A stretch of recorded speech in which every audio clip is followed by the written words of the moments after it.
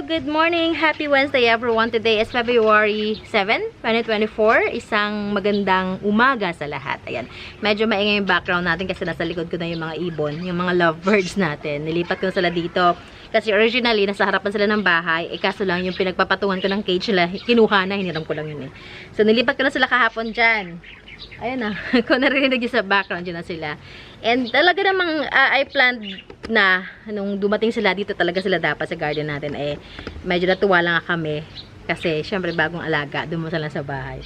Ayan na sila. Ayan, nag-iingay sila sa background. Nakaka-attract din sila naman ng ibang mga ibon. So maganda yun sa ating garden. Para may kumuha ng mga insekto na nandito. Ayan. So, today, iniisip ko anong i-content natin today.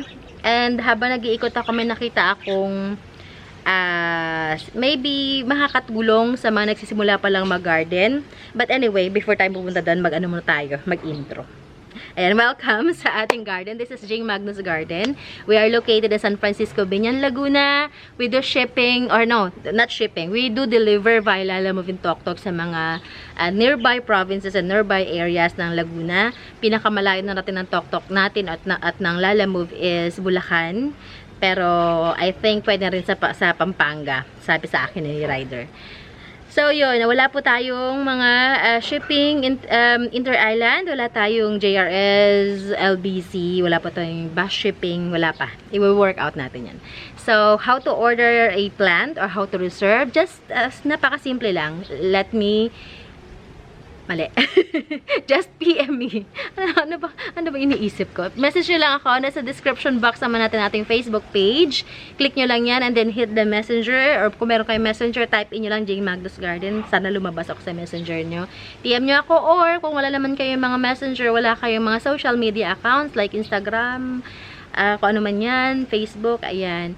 Nandyan ako, nandyan yung phone number ko sa description box natin. Tawagan nyo ako or text nyo ako. Yan din ang aking WhatsApp and ang aking Viber. Okay? iMessage pwede rin. Yeah. So, yun nga, habang nag-iikot ako kayo na, napansin ko yung mga aglonemas ko na mumulaklak na. So, sabi ko, ito i-content natin. Baka sakaling hindi pa kayo aware, pero kung alam nyo na, sige, keep on watching lang. Ito ay para sa mga hindi pa masyadong alam or hindi pa masyadong pinapractice tong ganitong style sa pagpapaganda at pagpapalago ng aglonema. Ayan. Pinigunin pa ako isa doon. Wait lang, balikan ko kayo.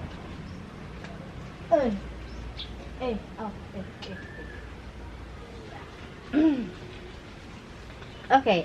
Ito ay natutunan ko lang din sa kakapanood ko ng mga videos din. So, sabi ko, ay, oo nga, no. Kaya sila nagkakaganto kasi ganyan-ganyan. Ayan. So, kung mapapansin nyo, ay, mag-thumbnail kaya muna tayo. Ayan. Itong aglonema, this is Black Legacy na aglonema. May mga babies na siya, oh. Pero, kung mapapansin nyo, meron na siya mga bulaklak. Ayan. Pero may isa ako mas maganda example dito. Ito na lang, si Black Legacy din pala to.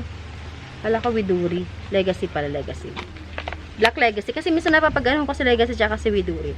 Ayan. Kung mapapansin nyo, pag nagbigay na ng bagong bulaklak, si aglonema, yung kasunod yung dahon is maliit. Meron kasi maganda sana example kasi natanggalan ko na ng bulaklak. Tinan ko nga ako nandito pa. Natanggalan ko na kasi wala na. So, ganun siya. Kapag nagbigay siya ng bulaklak, ang kasunod yung mga dahon is maliliit.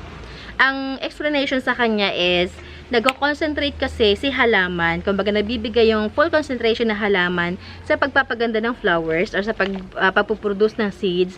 So, ang tendency, napapag-iwanan yung mga dahon, so hindi na magbibigay ng mas maganda at malaking dahon ang halaman. So, since hindi naman ito for mother, hindi naman siya for propagation, ang ating purpose dito is yung dahon niya talaga. So, ang kailangan nyo lang gawin is cut lang siya. Ika-cut natin siya, pero bago yan, mag-thumbnail muna tayo ng ating mga aglonemas kasi yun ang magandang i-thumbnail ngayong araw na to. Ayan. Para magtuloy-tuloy lang yung kanyang magtuloy-tuloy lang yung ganda ng ating aglonema. Ganun yung gawin ninyo. Ay.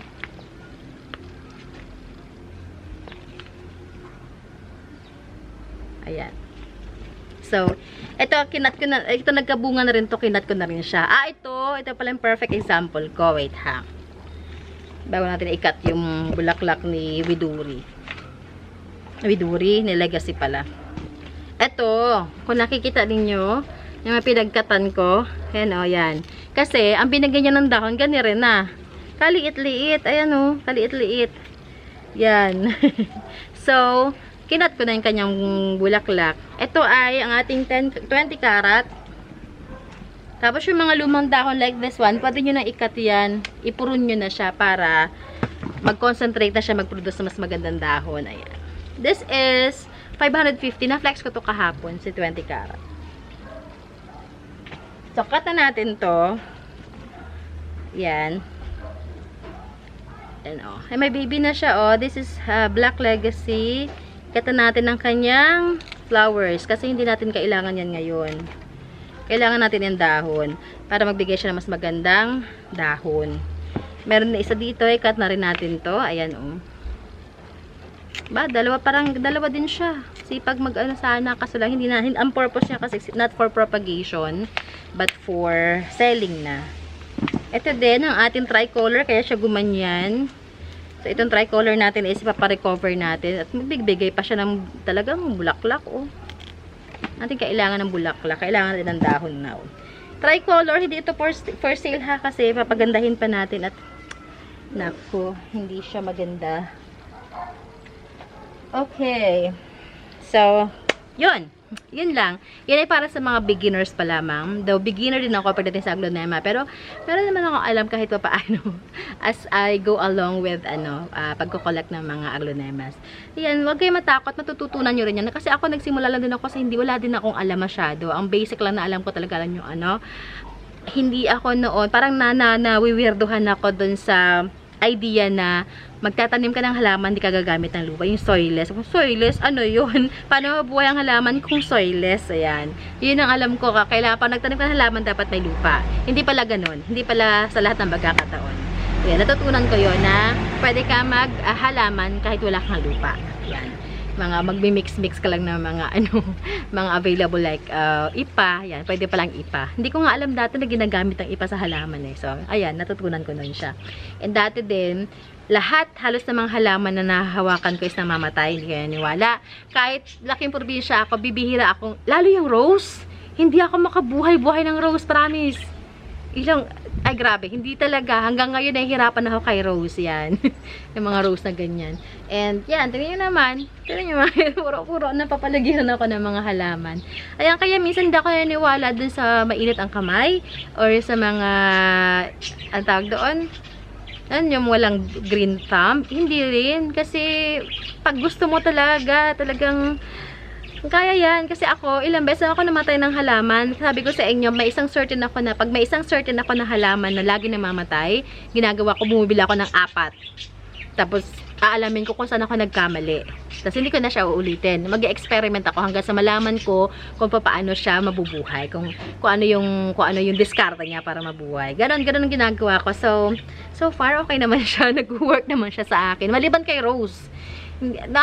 Tinatamad ako kay Rose, maliban sa matinik siya. Ay, kailangan niya ng araw para mamulaklak. Wala tayong ganun masyado dito sa syudad. Sa probinsya pwede yan, pero sa syudad hindi siya applicable. Masyado. Okay, so that's enough na. Enough daldal. Mag-flex na tayo kasi naka 9 minutes tayo ng puro daldal. Nakatingala akong ganyan lagi. Okay, start na tayo sa mga aglonemas natin. Since nating topic for today. Okay, this one. This is Red Hot Lady yata ito. Hindi ko nila natag. Red Hot Lady natin. This is, lagyan ko na nga ng pangalan to. Red Hot Lady, 285 pesos. Red Hot Lady. Natutuwa ako kay Red Hot Lady kasi ang ganda ng likod niya. 285. Ayan o. Kaya ang likod niya o. Para siyang sino yung finlex ko kahapon na magandang likod? Binalik ko na kasi si Red Dayan. Yan, oh. Red Hot Lady. Ganda ng likod. Meron din tayo dito. Ito si Widuri. Ay, Ba't ako Widuri? Black, Legacy. Yan. Black Legacy na with 2 babies. 285 din siya. 285 din siya. Si Black Legacy. Same lang din dito. Kaya mas malaki siya. Wala nga lang siyang baby. Ito ay, hindi. Widuri nga itong isa. Kasi magkaiba sila ng likod. Tama nga, Widuri itong isa. Ito Legacy. Tama pala ako doon sa una. Okay, 285 lang din each. 285. Ayan.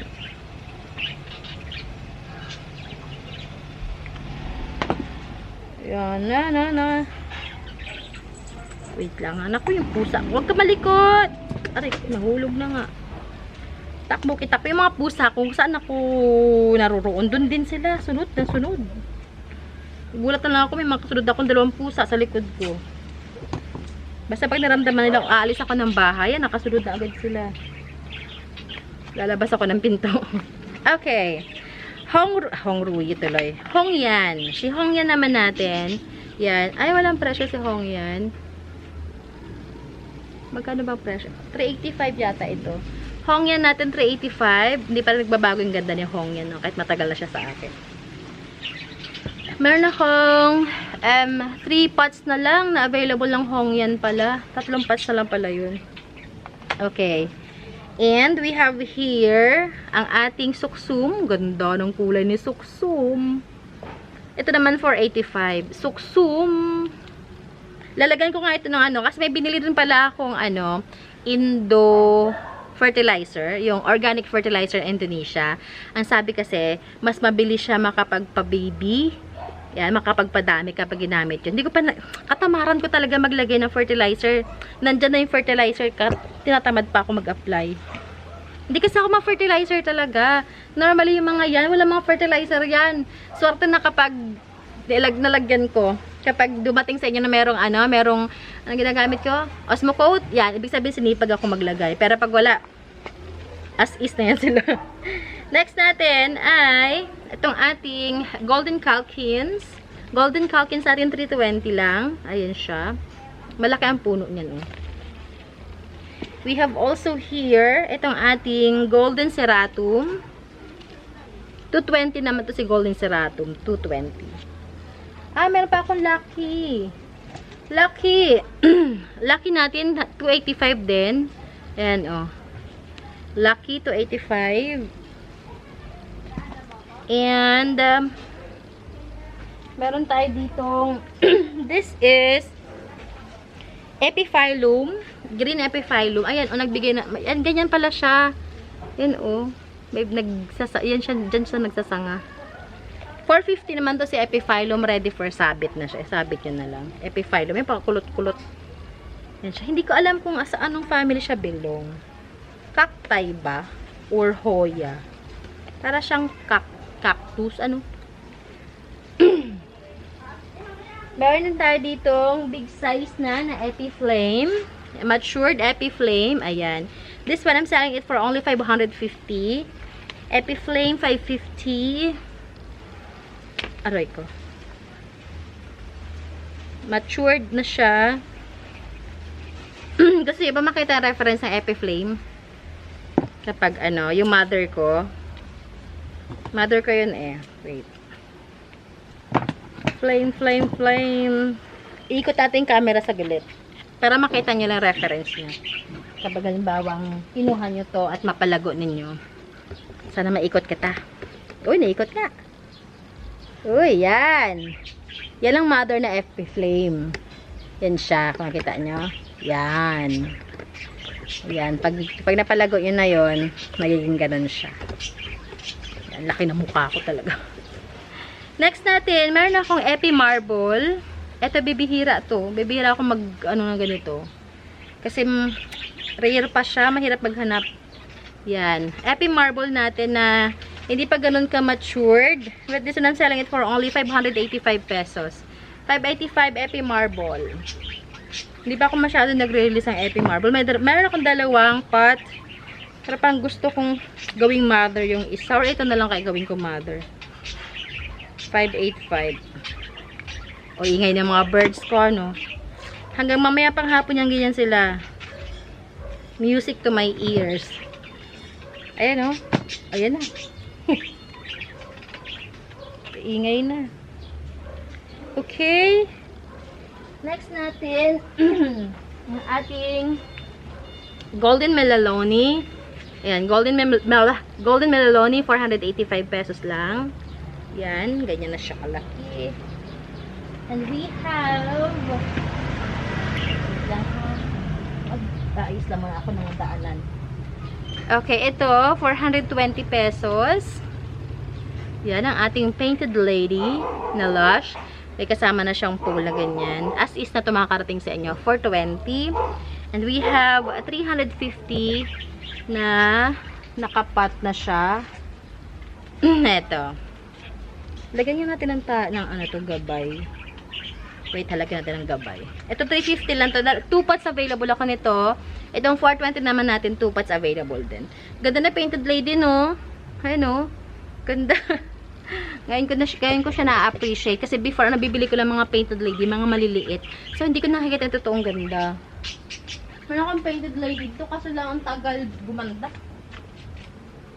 Okay. Ano, birdies? Ingay nyo, ha? Lagyan natin ng gabay ito sa Painted Lady. Makakalimutan ko na naman gawin ito mamaya, eh. Okay. Yan. Nakatayo na siyang ganyan. And, ito, kasi may nagtatanong sa akin na karaan, hindi naman siya nag-respond. Nag-reply ko kunin. 200 pesos lang to. Ano siya, 2-in-1. Peru. Yan, Peru yan, tsaka Piñati Partita. At nagkamali ako dito talaga ng pagpat. Akala ko magkapareho sila. Tapos na-realize ko, naipat ko na, ay, magkaiba to, si Piñati Partita to, tsaka si Peru. Pero hindi ko na tinanggal. So, 2-in-1, 200 pesos. Wala na? Ah, ito. Si Tortum. O, Tortum. Tortum, 230 pesos lang. 230 Tortum. Ayan, pwede siya i-cut. Cute lang. Ayan, o. Tortum. Okay, so yun lang. Okay na tayo. Sana may nagustuhan kayo mga halaman doon sa Finlex natin today. If you do, just let me know. Message nyo ako or text nyo ako, tawagan nyo ako para ma-reserve yung mga halaman ninyo. We are... nabablank space talaga ako. Open tayo sa reservation basta yung parang ipon order na type. Basta i-pay nyo lang yung mga halaman na gusto nyo today and itatabi ko muna. Lalagay ko natin reservation area doon sa round table natin. And then if you think na ready na kayo for delivery, just let me know para ma-arrange natin delivery. Siguro ano, yung isang tawag dito, anong tawag doon? Nabablanko talaga ako. Isang biyahe, isang trip ni rider. Kapag mga large pots, mga 2 to 3. Kapag medium size, mga 4 to 5. Pag small size, mga sabihin natin na 6 to 7 or 6 to 8. Yan. Okay, yun lamang. I hope you enjoyed. And ingat kayo today. I'll see you guys tomorrow, same time. Basta wala tayong masyadong aberya. And, yeah. Enjoy your day today. And God bless you all. Bye everyone! Blanco talaga ako yung araw na to. Hindi ko alam kung bakit. Ingat, bye!